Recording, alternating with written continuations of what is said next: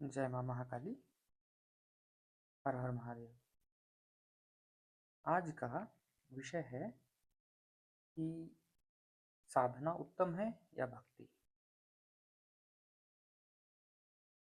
तो देखिए, अगर आज के समय में आप देखने का प्रयास करेंगे तो आपको हर जगह पर, समाज में, ऑनलाइन मीडिया में, सोशल मीडिया में, यूट्यूब पर, लगभग हर जगह पर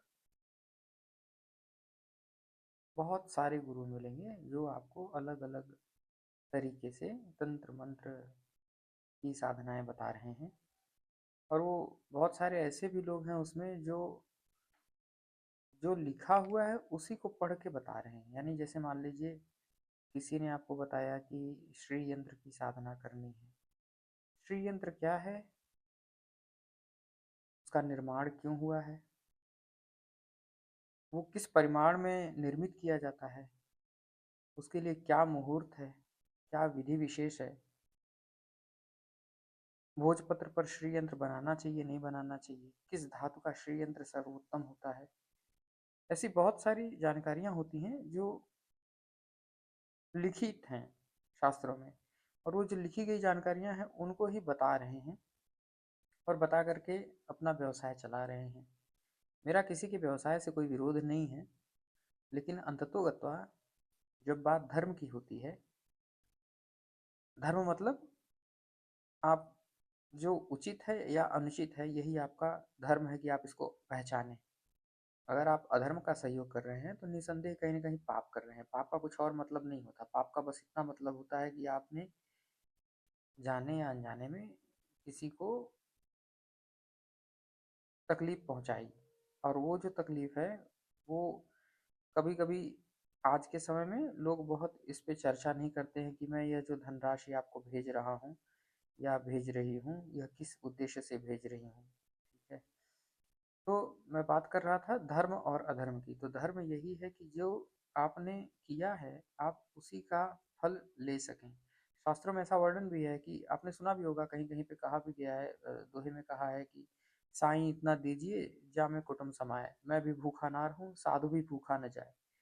तो कहने का तात्पर्य यही है कि आप भी भूखे न रहें और साधु भी भूखा न जाए। धन केवल आपकी जरूरतों को पूरा करने के लिए है, धन आपके जीवन की महत्वाकांक्षा नहीं है। इस बात को आप समझें। धन सर्वश्रेष्ठ है ऐसा बिल्कुल नहीं है। धन की आवश्यकता है, यह सत्य बात है। तो जितनी आवश्यकता है उसी प्रकार से लोगों को इसका ध्यान, धन का अर्जन करना चाहिए। और अर्जन तो सारी चीज़ों का करना चाहिए, पुण्य का भी अर्जन करना चाहिए।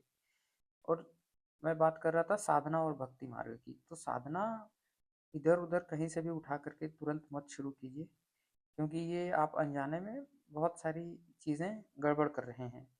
और अगर आपको करना ही है तो आप भक्ति मार्ग चुनें, एकदम सहज तरीके से एक दीपक जलाएं।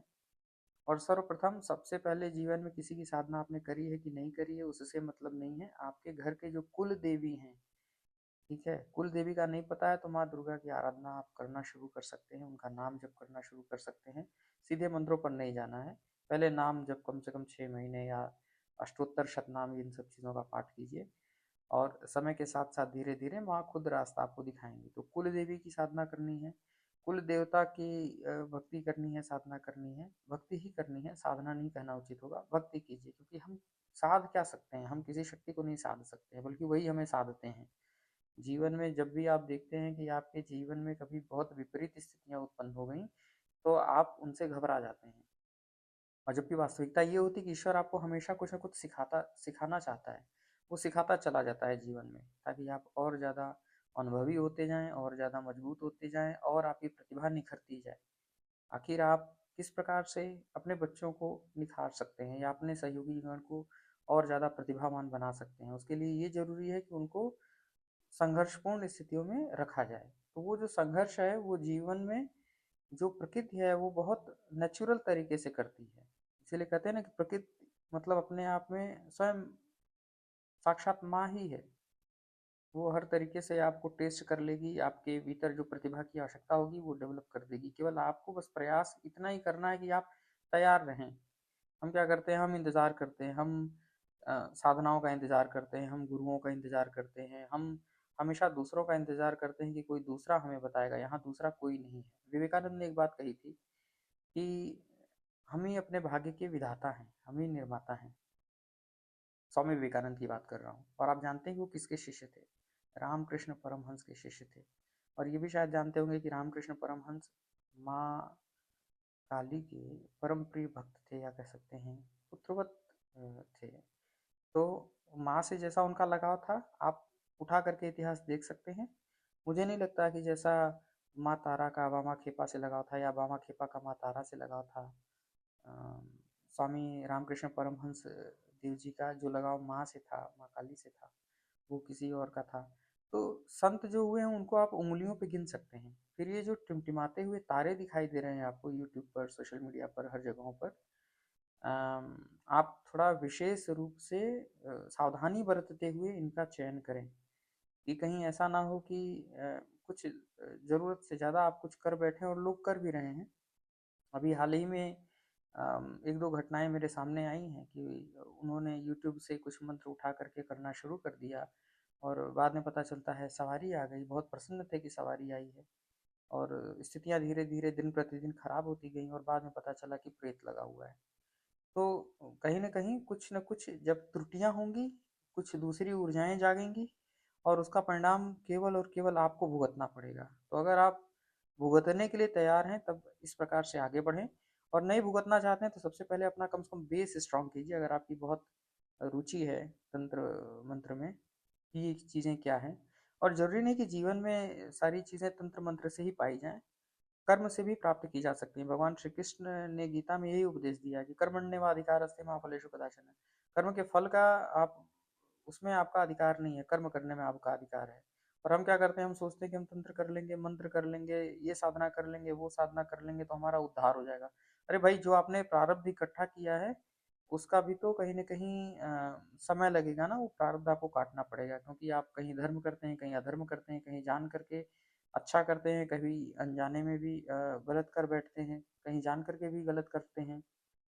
अब आज के समय में आप अपने आप को स्वयं जांच सकते हैं, परख सकते हैं, उसमें किसी गुरु की ज़रूरत नहीं है। आपकी आत्मा, आपका मन स्वतः आपको बताएगा कि आपकी क्या स्थिति है। थोड़ा सावधानी से चलें। भक्ति मार्ग इस वजह से सुंदर है क्योंकि इसमें भय नहीं रहता। समर्पण समय के साथ जो भी आप देवी देवता की पूजा करते हैं वो करा लेते हैं, और आपके लिए रास्ते भी खोलते चले जाते हैं आगे कि क्या करना है, अब क्या करना है, अब क्या करना है। और इस तरीके से सहजता से आपके जीवन में वो चीज़ें होती चली जाएंगी कि शुरू में मतलब आप काफ़ी डर जाएंगे। जैसे ऐसी स्थितियाँ उत्पन्न हो सकती हैं आपके जीवन में जब बड़ी विशेष कृपा हो जाएगी आपके इष्ट की, आपके कुल देवी की, आपके कुल देवता की, जिसकी भी आप पूजा आराधना करते हैं, या कुल भैरव की, या भैरव बाबा की। तो आप यह महसूस करेंगे कि आपके जीवन में अचानक से परिवर्तन शुरू हुआ, और वो परिवर्तन शुरू में आपको जो है वो विष के समान लगेगा। विष मतलब समझते हैं ना? बिल्कुल आपको मतलब मन के अनुकूल नहीं लगेगा, ऐसा लगेगा ये जीवन में हो ही क्यों रहा है, ठीक है? ये इतना मैं ये सब झेल ही क्यों रहा हूँ? मेरे जीवन में इतनी सारी चीज़ों को एक साथ फेस करने का पर्पस क्या है, ठीक है? लेकिन वो पर्पस आपको हमेशा बाद में समझ में आता है, चाहे 1 महीने बाद समझ में आए, 1 साल बाद समझ में आए, लेकिन हमेशा जो उद्देश्य है आपके जीवन का वो आपको बाद में ही समझ में आता है। हाँ, अगर आपने गलत रास्ते चुने हैं तो भी आपको बाद में समझ में आता है कि यह समय मेरा बर्बाद गया, व्यर्थ गया, ठीक है? ऐसा नहीं है, जीवन तो ख़ैर शिक्षा के लिए ही है, आप कुछ न कुछ सीखेंगे, गलत करेंगे तभी तो जानेंगे कि आपके साथ क्या गलत हुआ या क्या सही करना था। और क्यों बहुत सारे लोगों ने मना किया हुआ है कि अचानक से कोई किसी चीज़ को शुरुआत नहीं कर देनी है, पहले समझना है, सोच विचार कर लेना है। ये जो सोच विचार है वो केवल मनुष्य जाति में ही संभव है, बाकी कोई जीव जंतु सोच विचार नहीं करते, वो अपने हिसाब से प्रकृति के अनुकूल होकर के चलते हैं। उसमें उन बाकी के जीवों में इतनी चेतना ही नहीं है कि वो सोच विचार कर सकें। तो अगर हमको ईश्वर ने यह क्षमता दी है, यह पुरुषत्व दिया है, आपके अंदर ये बल दिया है कि आप सोच सकें, तो निश्चित रूप से आपको यह सोचना चाहिए, और आपको आपके तपोबल को बढ़ाने का सबसे पहले प्रयास करना चाहिए। तपोबल से ही, अगर आप रामायण पढ़ेंगे तो उसमें आपको लिखा हुआ मिल जाएगा कि तपोबल से ही भगवान विष्णु जो है वो विष्णु बनते हैं, भगवान शिव की पदवी लोग पाते हैं, भगवान ब्रह्मा की पदवी लोग पाते हैं। तो यह सब जो है वो तपोबल से ही संभव है, ठीक है? और अगर आप जल्दी करते हैं तो तप बल तो इकट्ठा होगा कि नहीं होगा उसकी कोई वो नहीं है, और कोई बताने वाला भी नहीं है। बहुत सारे लोग घूमते रहते हैं इधर उधर, अनावश्यक पूछते रहते हैं। और लोगों को अभी आज के समय में एक चीज़ बहुत आसानी से समझ में आ गई है कि अगर आपके पास में धन है तो आप सारी चीज़ें ले सकते हैं। और ध्यान रखिएगा कि जो वास्तव में धन लेकर के आपको रास्ते दे रहा है, बता रहा है, वह वास्तविक गुरु नहीं है। ठीक है? गुरु कभी भी इस प्रकार से होगा ही नहीं जो किसी चीज़ का सौदा करेगा। आपको बहुत सारी चीज़ें ऐसे समझ के चलिए, आपको एकदम बिना किसी पैसे की मिलने वाली है। जो वास्तविक ज्ञान है वो हमेशा बिना पैसे के मिलता है। जो आपने जीवन में सीखा हुआ है, उनके लिए आप कौन-सा पैसा पे करते हैं? आप बचपन से साइकिल चलाना सीखते हैं, गिरते हैं, उठते हैं, चलाना सीख लेते हैं। आपने किसको पैसे पे किए? वो आपका खुद का अनुभव होता है कि कैसे बच के चलना है। ठीक है? आप कार चला रहे हैं, कैसे चलाना चाहिए, क्या ध्यान रखना चाहिए। तो ये जो चीज़ें हैं, ये जीवन आपको सिखा रहा है। ऐसे ही जीवन भी आपको ईश्वर तक पहुँचाएगा। केवल आपकी रुचि और आपका समर्पण होना चाहिए। रास्ता स्वयं स्वतः सामने से खुलेगा, सामने ही दिखेगा आपको। वो ईश्वर की ही अनुकंपा है, और वो हमें इंतज़ार करना चाहिए कि माँ कब कृपा करती हैं या बाबा कब कृपा करते हैं, और उनका नाम जप करते रहिए। ठीक है?